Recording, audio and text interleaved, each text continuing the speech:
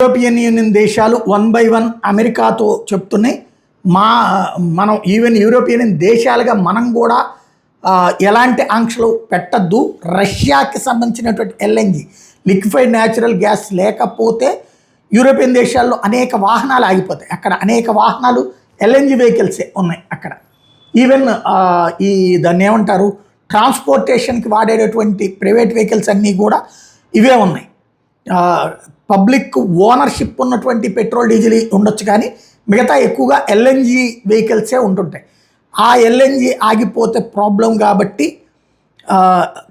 ఆంక్షలకి మినహాయింపులు ఇవ్వమని గ్రీస్ అడిగింది మొట్టమొదట. ఇప్పుడు అనేక యూరోపియన్ దేశాలు కూడా అదే ముక్క అడుగుతున్నాయి. అంటే భారతదేశం పెట్రోల్ డీజిల్ మన అవసరాల కోసం కొంటాం, మన మీద ఆంక్షలు పెడతానంటుంది అమెరికా, ఏకంగా బిల్లులు పెడుతుంది. అదే సందర్భంలో రష్యా నుంచి ఎవరు కొన్నా అన్నటువంటిది తీర్మానం పెట్టినప్పుడు మాకు ఎగ్జామ్షన్స్ కావాలని యూరోపియన్ దేశాలు అడుగుతున్నాయి. గ్యాస్ విషయంలో వాళ్ళు అట్టడిది ఇచ్చేస్తారు.